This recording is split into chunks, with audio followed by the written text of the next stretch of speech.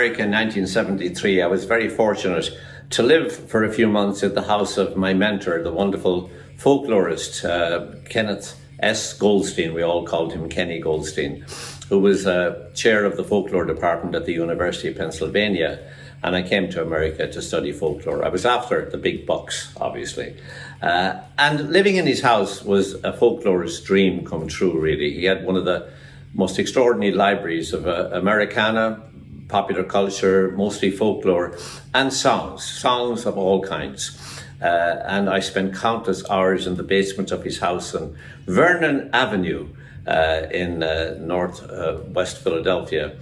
And I came across an inordinate number of songs about the Irish in the American Civil War. Now, I was new to America at the time and was a little puzzled by this. My knowledge of American history was a lot more limited then than it became later. But I became friends with the great late historian Dennis Clark. Became one of my best friends. And Dennis was a powerhouse of a man.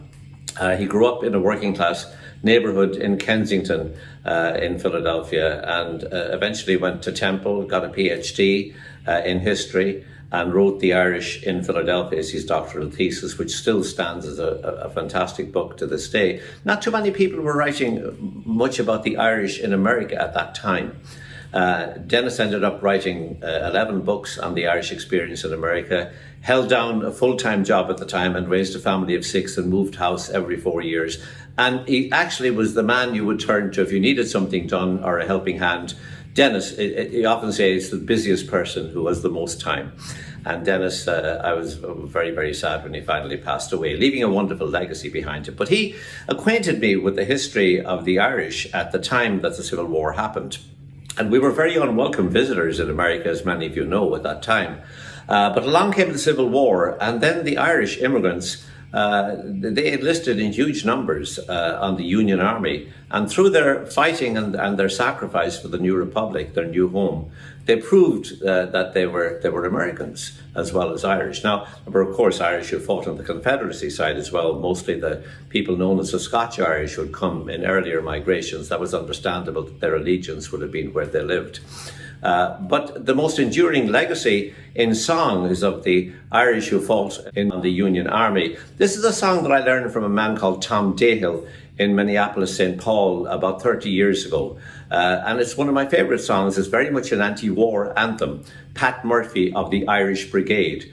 Now, the Irish Brigade, there were two stories really leading to the Irish Brigade. One was the Fighting 69th, led by General Corcoran, a very, very feisty, controversial man who refused to parade the regiment for the Prince of Wales and was subsequently court-martialed, but very little came of it because the Civil War broke out. And then the 69th, which fought with great valour, was basically destroyed at the Battle of Bull Run, and the remnants of it, with new recruits, was formed into a unit called the Irish Brigade, commanded by Thomas Francis Maher, a very colourful and interesting character. Now, Maher was born of a well-to-do family in what's now the Granville Hotel in Waterford City. I've stayed there many times and visited the room on the second floor where he was actually born. It was, before that, it was the stopping off point for the stagecoach, the Bianconi stagecoach. And he and his family, they made money on the cod fishery trade, outfitting the ships and the personnel who went back and forth to Newfoundland and the cod fisheries back at that time. He was a participant he was a fervent nationalist, and a participant in the 1848 rebellion, which was really a fiasco. Ireland was going through a famine at the time, and the ringleaders were rounded up, and two of them, Thomas Francis Maher and his compatriot John Mitchell, were sentenced to death, but eventually was commuted, mostly through their rich friends in America, to a life sentence in penal servitude in Tasmania. And they were shipped out there. But they both escaped. They gave their word as gentlemen that they would report to the police station and tell them, we're escaping. And the police were totally astonished. What in the name of God is going on here? But off they went. And Maher arrived to a great welcome in New York. Became a lawyer on Fifth Avenue, and eventually in the Civil War became the hero, the general of the Irish Brigade. Was rewarded for his service by being given the governorship, the first governorship of the state of Montana. But on the way to take up office there, he was assassinated. His body has never been found. It's one of the great mysteries of that time. His compatriot, John Mitchell, went in an entirely other direction. He went to Knoxville, Tennessee, and became a fervent Confederate supporter, believed in slavery and the institution of slavery. And he had 3 sons. 2 of them were killed in the Civil War. The other was wounded. Eventually became involved with the Fenian organisation and went back to Ireland. And he's known as an Irish nationalist hero. His reputation in America is much more complex. Anyway, I'm going to sing Pat Murphy of the Irish Brigade, joined by the wonderful Hayley Richardson in North Carolina, and by Brenda Castles, County Meath concertina player and singer now living in Dublin. Pat Murphy of the Irish Brigade. The night before battle, and all through the camp, the soldiers lay close in their quarters. They were thinking, no doubt, of their loved ones at home, mothers, wives, children and daughters. Far away in the east sat a dashing young blade, and a song he was singing so gaily. It was honest Pat Murphy of the Irish Brigade, and he sang of the spring of Shillelagh. One house is Pat, what a pity to see brothers fighting in such a strange manner.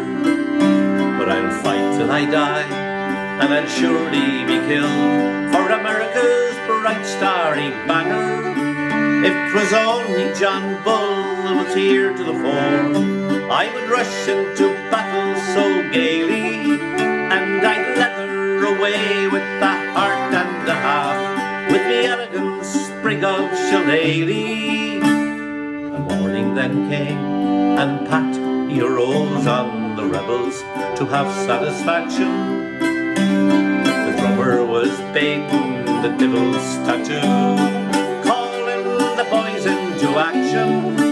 And the Irish Brigade in the battle were seen, their blood for the cause shedding freely, as with bayonet charges they marched on the pole, with a shout for the land of Shillelagh.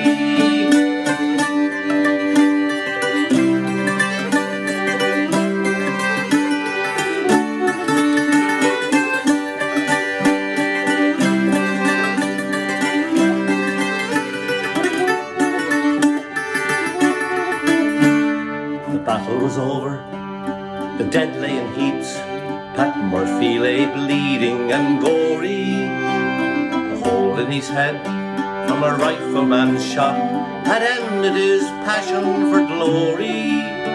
No more in the camp will his laughter be heard, or his voice singing ditties so gaily. Like a hero he died for the land of the free, far away from the land of Shillelagh.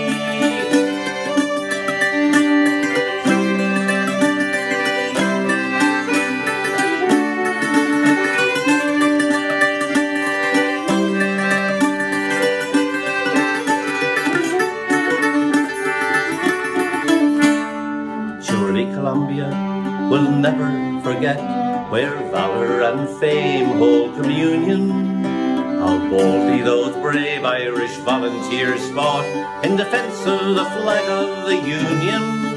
And if ever old Ireland assistance does need, her call we heed quite gaily, and the stars and the stripes would be seen alongside of the flag of the land of Shillelagh. Far away in the east sat a dashing young blade, and the song he was singing so gaily, it was honest Pat Murphy of Maher's Brigade, and he sang of the spring of Shillelagh.